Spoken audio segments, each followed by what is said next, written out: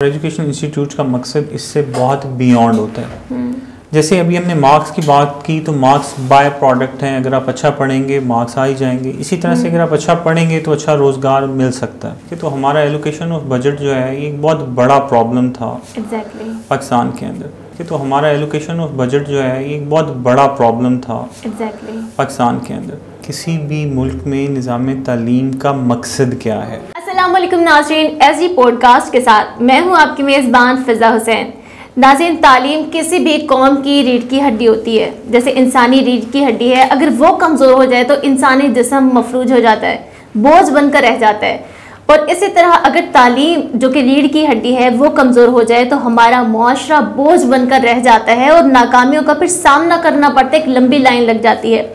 जिस तरह से अब हम देखें हमारा जो तालीमी निज़ाम है काफ़ी कमज़ोर होता जा रहा है, बच्चों की नाकामी की शरह तेज़ी से बढ़ रही है। इसके पीछे क्या क्या वजूहात हैं, वो तमाम वजूहात जानने के लिए आज हमारे साथ पंजाब ग्रुप ऑफ कॉलेजेस के डायरेक्टर एडमिन उसामा बशीर साहब मौजूद हैं, जिनकी चैन है तालीम की, बहुत फोकस है, बहुत ग्रिप है। आइए उनसे इन तमाम सवालात के जवाब जानते हैं। अस्सलाम वालेकुम सर। वालेकुम अस्सलाम। कैसे हैं सर आप? अल्हम्दुलिल्लाह।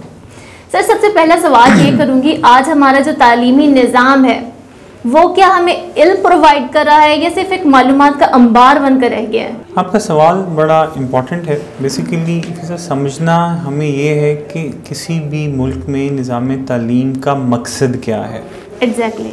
इंफॉर्मेशन के तो बहुत सारे सोर्सेज हैं। अगर आप जिस तरह कह रही हैं कि वो उसका अंबार बन के रह गया है इंफॉर्मेशन का, तो आज के स्टूडेंट के पास तो इन्फॉर्मेशन के बहुत ढेर सारे सोर्सेज हैं। डिजिटल इतना आम हो गया। मैं वही गुजारिश कर रहा हूँ ना कि इतने ज़्यादा सोर्सेज हैं कि जो कायनात की तारीख में, नोन हिस्ट्री में या अननोन हिस्ट्री में कभी भी नहीं था।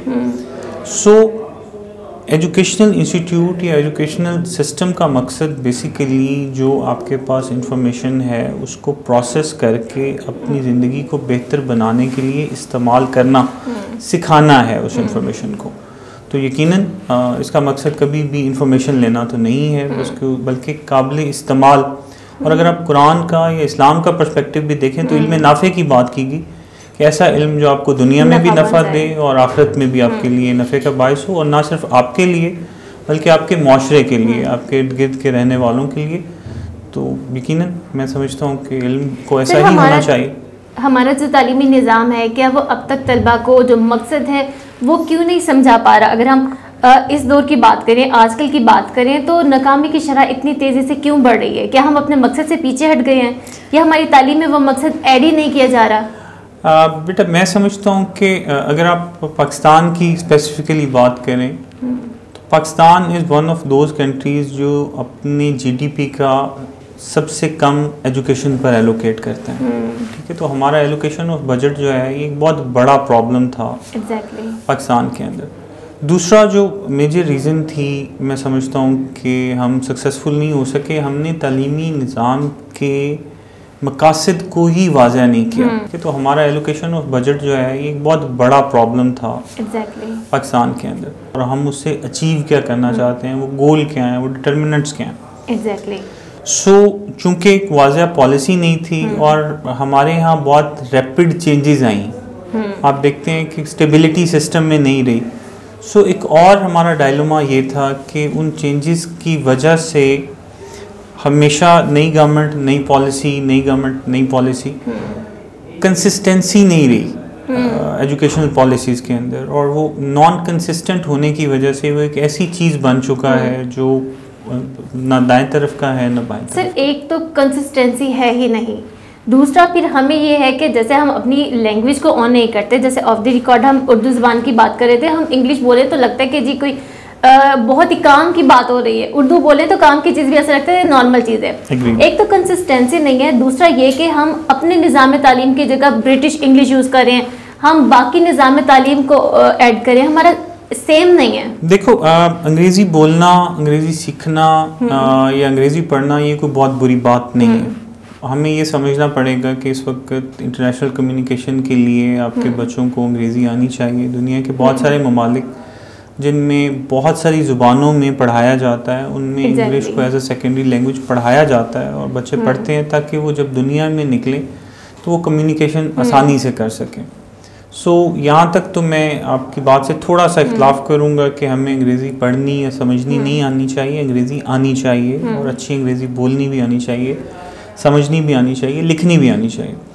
लेकिन हमारी बेसिक एजुकेशन अगर हमारी मदर लैंग्वेज में हो जाए, और वो उर्दू में भी हो सकती है या हमारे रीजनल जो ज़ुबानें हैं उनमें भी, तो वो बहुत अच्छा इसलिए हो जाएगा कि अंडरस्टैंडिंग बच्चे की बहुत बेहतरीन अंदाज में हो जाएगी। जब वो जिस ज़ुबान में सोचता है उसी ज़ुबान में पढ़ना शुरू कर देगा, तो उसकी अंडरस्टैंडिंग बहुत बेहतर हो जाएगी। सर, इंग्लिश बोलने से मेरा मकसद था कि जैसे अब पीटीबी की बुक है, लेकिन जो स्कूल्स हैं वो ब्रिटिश जो उनका कोर्स है वो पढ़ा रहे हैं, दूसरा कॉलेज है वो कोई कुछ और पढ़ा रहा है, हमारा सेम नहीं है। हमारी बच्चों की जो मेंटेलिटी है सबकी अलग अलग है, तो ये भी तो नाकामी की वजह है। अब मैं ये समझता हूँ कि एजुकेशन को सेंट्रलाइज्ड सिस्टम के तहत गवर्न होना चाहिए। I am one of those जो ये समझते हैं कि एक सेंट्रलाइज्ड पॉलिसी आनी चाहिए हुकूमत की तरफ से, और उसके तहत एजुकेशन सिस्टम को गवर्न होना चाहिए। तो एक बड़ा अच्छा स्टेप था कुछ अर्सा पहले लिया गया SNC के नाम से, सिंगल नेशनल करिकुलम, और एक नेशनल करिकुलम काउंसिल का क़याम अमल में आया, जिसके तहत पूरे मुल्क में सिलेबस को यकसां करने की कोशिश जारी है। तो एक बड़ा अच्छा इकदाम था कि मैट्रिक तक पहले मुख्तलिफ स्टेजेस में, प्राइमरी, देन मिडल, मैट्रिक, और अभी इंटरमीडिएट को लेके एक ऐसा करिकुलम बनाने की कोशिश की जा रही है जो पूरे मुल्क में यकसां तौर पर, यकसां तरीके से नाफिज किया जा सके। सही। अगरचा जब से एजुकेशन प्रोविंशियल सब्जेक्ट बना है, फेडरल गवर्नमेंट का उतना कंट्रोल नहीं रह गया इसके ऊपर, तो थोड़ी सी मुश्किलात हैं, लेकिन मैं समझता हूँ कि एक अच्छा कदम है और उसकी वजह से मुस्तकबिल में हम कम से कम थोड़ी तब्दीली ज़रूर देखेंगे। सही। लेकिन ये जो डिवाइड है ना, ये बहरहाल फिर भी रहनी है। अच्छा, एक और चीज़ आप समझो कि डिवाइड दुनिया के तमाम ममालिक में किसी न किसी तरह से मौजूद है, किसी न किसी फॉर्म में मौजूद है, लेकिन उनका जो जितना इम्पोर्टेंट करिकुलम होना, जितना इम्पोर्टेंट स्कूल्स होना, और स्कूल्स में वो जो डिवीजन अभी आप बात कर रही हो कि सरकारी स्कूल और प्राइवेट स्कूल और एलीट क्लास स्कूल है, उतना इम्पोर्टेंट उसकी एग्जामिनेशन सिस्टम का होना। एग्जैक्टली। ठीक है, तो अभी एग्जामिनेशन साइड पे बहुत सारा काम होने वाला रहता है। वो जो रिजल्ट्स आप चाह रही हो ना कि वो रिजल्ट्स सोसाइटी में आए और एक यूनिफॉर्मिटी आए निज़ाम के अंदर, ट्रांसपेरेंसी आए, और वो बच्चा जो जिसमें जो पोटेंशियल है वही निकल के सामने आए।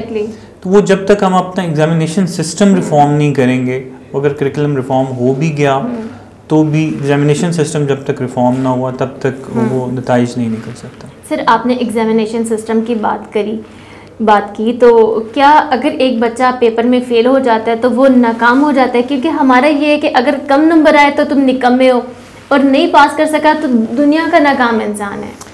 क्या यही एक लेवल बन जाता है या पैरामीटर जिससे हम किसी की काबिलियत को जज कर सकते हैं? एजुकेशन इंस्टीट्यूट, बेटा मैं आपको अभी समझा रहा हूँ जैसे कि तालीमी निज़ाम का मकसद बच्चों में जो पोटेंशियल है उसको सामने लेकर आना है। ठीक है, सो तालीमी किसी भी मुल्क के तालीमी निज़ाम ने नंबर नहीं प्रोड्यूस करने, नंबर्स आर बाय प्रोडक्ट। उसने असल में ये गेज करना है कि उस बच्चे में किस तरह की सलाहियत है और वो किस फील्ड को उसको ऑप्ट करना चाहिए अपनी तालीम मुकम्मल करने के बाद। तो इस हद तक अगर मैं देखूं, जैसा मैंने अभी पहले बात की अपने इम्तिहानी निज़ाम की, तो बेसिकली वो इम्तिहान यही होना था ना कि किस बच्चे में किस तरह का क्या पोटेंशियल है और उसका इम्तिहान, उस पोटेंशियल का इम्तिहान लिया जाता, ना कि सिलेबस को याद करके रिप्रोड्यूस करने का इम्तिहान लिया जाता। तो जब तक हम एक ऐसा इम्तिहानी निज़ाम डिवाइस नहीं करेंगे कि जो जिस बच्चे में जो पोटेंशियल है उसका लेवल गेज करके सामने लाए, तब तक चीज़ें इसी तरह से रहेंगी। तो ये फेलियर मैं समझता हूँ कि बच्चे का नहीं है, ये फेलियर सिस्टम का है, ये फेलियर हम सब का है जो आज तक ऐसा सिस्टम डेवलप नहीं कर सके। क्योंकि मैं ये मान नहीं सकता, अल्लाह ताला ने हर बच्चे को अशरफुल मखलूक़ात बनाया है, उसने उसको अपनी दी बेस्ट क्रिएशन कहा है। सो खुदा की बनाई हुई वो क्रिएशन जिसके बारे में अल्लाह खुद ये क्लेम कर रहे हैं कि ये मेरी बेहतरीन तख्लीक है, उस तख्लीक को मैं और आप ये कह के साइड पे कर दें कि ये फेल है या ये सिस्टम के साथ नहीं चल सकता। बिल्कुल, ये फ्लॉ सिस्टम का है, ये फ्लॉ मेरा है, ये कमी मेरी वजह से, आपकी वजह से, निज़ाम की वजह से रह रही है कि जिस पोटेंशियल के साथ अल्लाह ताला ने उसको पैदा किया है, हम उसकी उस पोटेंशियल को आइडेंटिफाई करने में नाकाम हैं। सर आजकल हमारे जो बच्चे हैं वो तालीम से इस वजह से भी बहुत ज़्यादा दूर होते जा रहे हैं कि वो कहते हैं हमने पढ़कर क्या करना है। अगर हम पढ़ते हैं उसके बाद फिर हम बाहर जा रहे हैं, मतलब उनको स्कोप नज़र नहीं आता कि फ़लाँ ने इतना पढ़ लिया उसकी क्या जॉब है, फ़लाँ ने इतना पढ़ लिया और वो 20-30 हज़ार में काम कर रहा है, तो जो तालीम है उसका कोई फ़ायदा नहीं है। देखो बेटा, एक तो 20-30 हज़ार में जॉब करना कोई बहुत बुरी बात नहीं है। यकीनन हमें ये समझना पड़ेगा कि तालीम का मकसद सिर्फ पैसे कमाना या ज़्यादा पैसे कमाना नहीं होना चाहिए। एग्जैक्टली। एजुकेशन सिस्टम और एजुकेशन इंस्टीट्यूट का मकसद इससे बहुत बियॉन्ड होता है। जैसे अभी हमने मार्क्स की बात की, तो मार्क्स बाय प्रोडक्ट हैं, अगर आप अच्छा पढ़ेंगे मार्क्स आ ही जाएंगे। इसी तरह से अगर आप अच्छा पढ़ेंगे तो अच्छा रोज़गार मिल सकता है।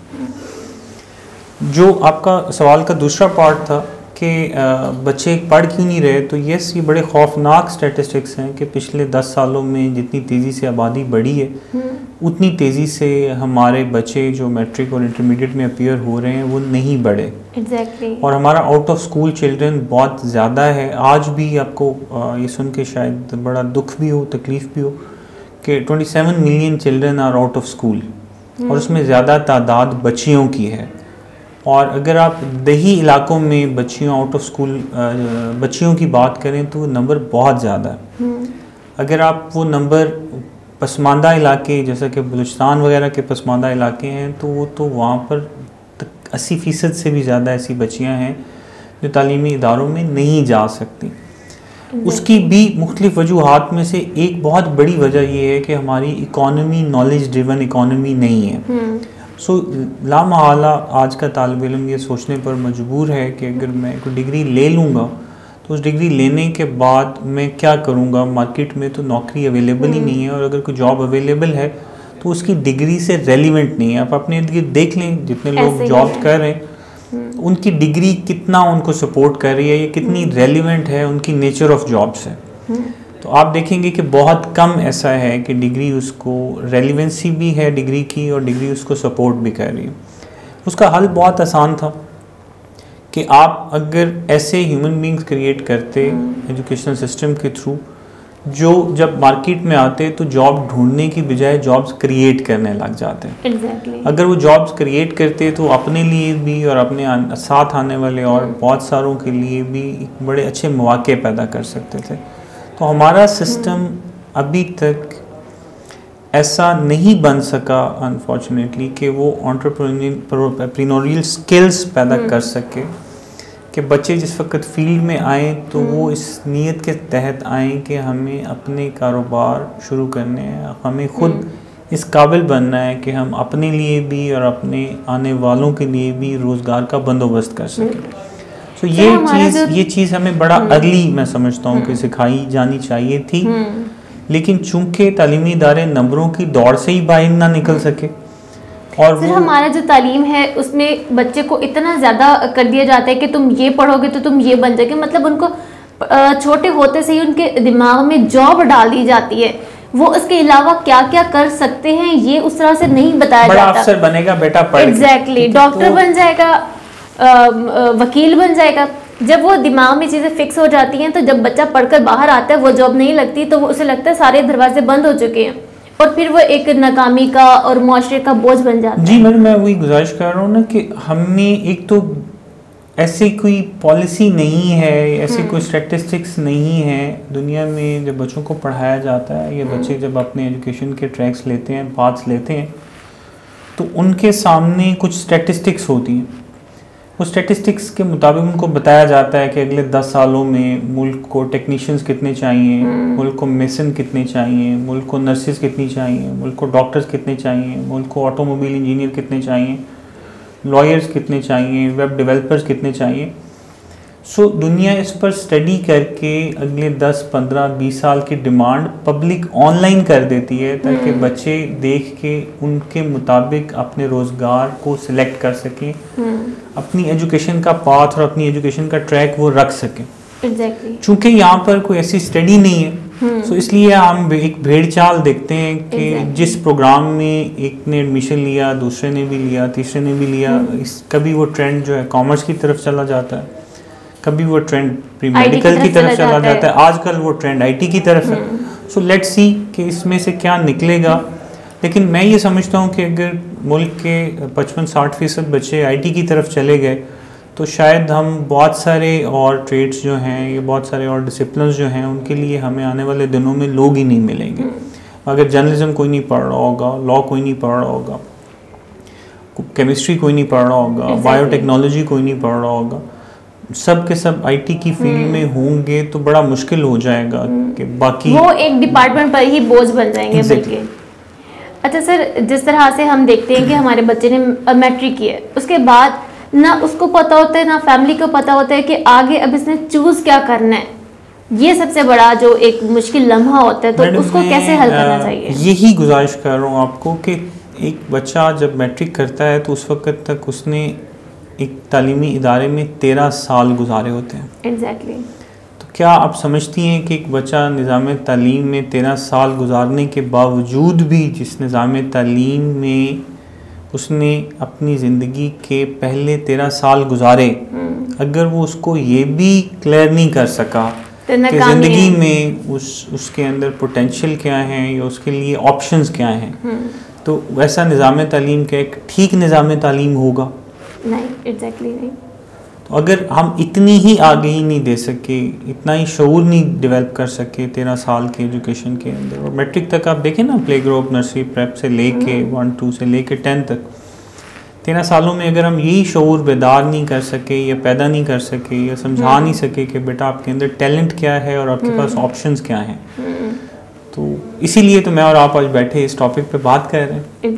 सर, हमारा तालीमी निज़ाम, हम कहते हैं जी हमारे पास हमारा जो तालीम है हमने उसको ये अपग्रेड किया, ये उसमें चीज़ें की, लेकिन हमारा जो तदरीस का तरीका है वो तो वही पुराना है जी। इसमें भी कोई शक नहीं है। एक तो जो तालीमी निज़ाम में हमने जो चीज़ें ऐड की ना, अगर हम पिछले बहुत सारे सालों में उन तरीक़ों को सुने तो आपको अंदाज़ा होगा कि वो कोई निज़ाम में कुछ ऐड नहीं किया गया था, बल्कि वो शायद कोई कमरे नए बन गए होंगे, कुछ स्कूल्स नए बन गए होंगे, कुछ कॉलेजेस नए बन गए होंगे, कुछ कॉलेजेस को यूनिवर्सिटीज़ का दर्जा दे दिया गया होगा, उसके अलावा कुछ नहीं ऐड हुआ।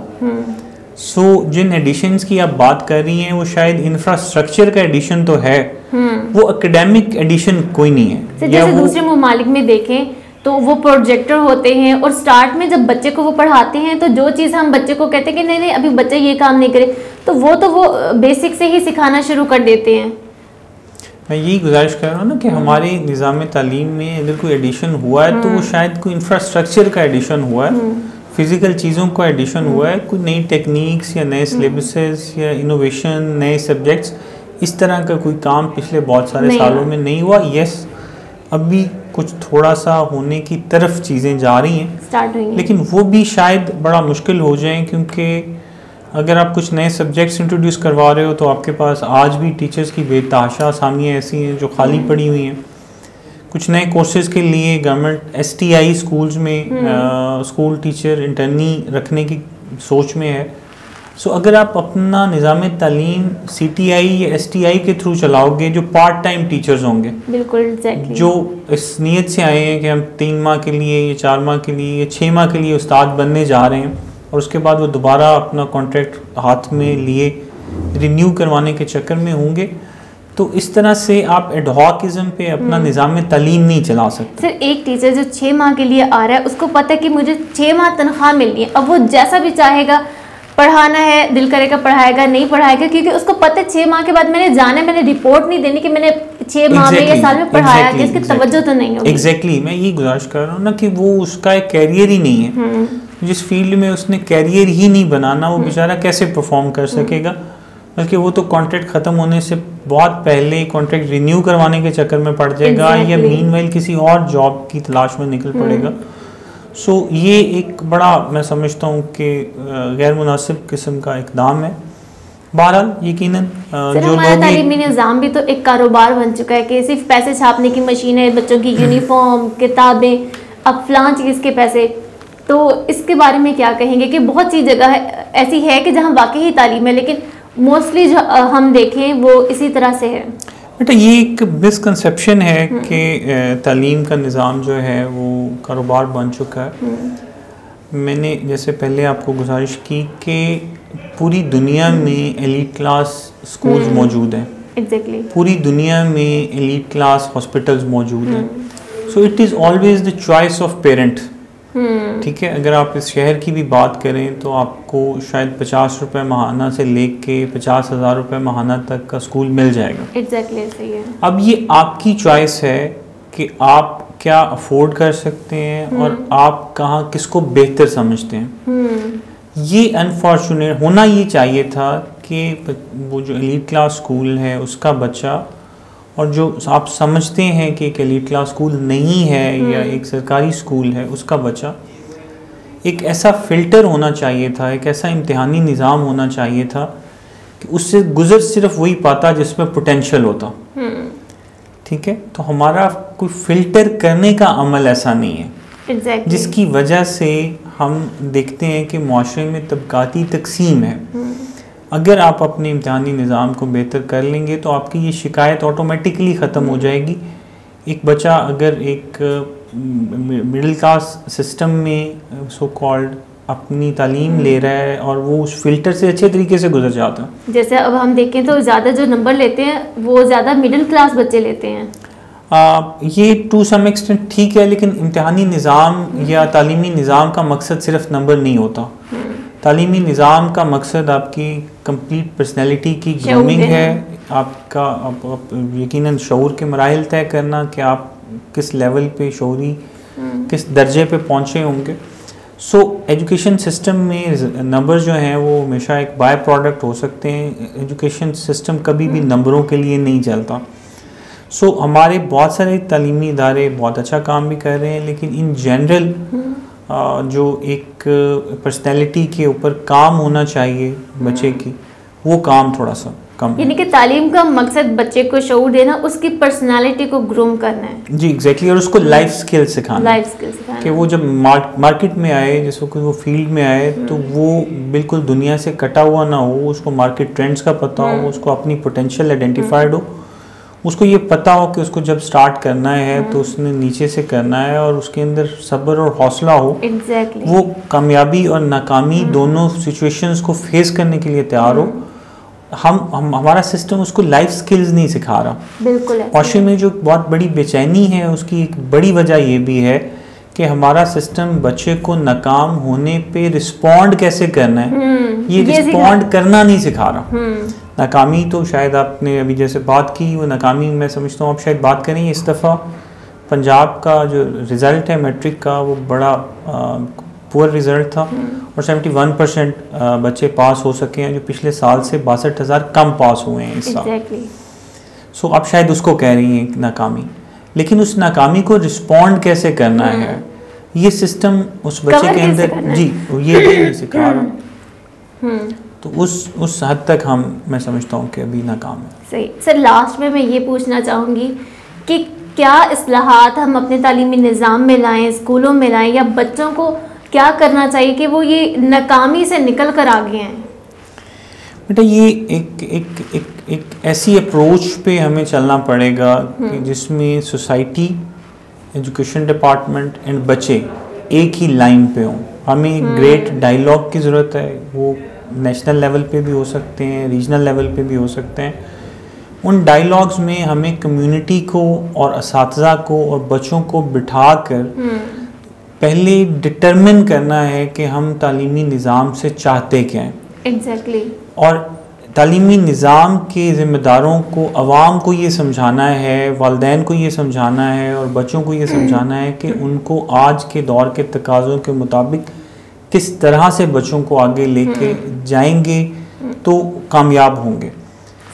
जब तक पेरेंट्स, जब तक टीचर्स और जब तक स्टूडेंट एक पेज पर नहीं होगा, अभी दे ऑल आर डिवाइडेड, वो सब एक दूसरे से कटे हुए हैं, उन सब के मकासद मुख्तलिफ है। बच्चा कुछ और करना चाहता है, पेरेंट्स कहते हैं कि स्कूल की जिम्मेदारी है, स्कूल कहते हैं कि बच्चा घर वालों की जिम्मेदारी है, और बच्चा समझता है कि ये उन दोनों की जिम्मेदारी है। एग्जैक्टली ठीक है। सो जब तक एक पेज पे नहीं होंगे और एक लाइन में काम नहीं करेंगे, एक लाइन, एक डायरेक्शन नहीं होगी, उस वक्त तक सक्सेसफुल हम नहीं हो सकते।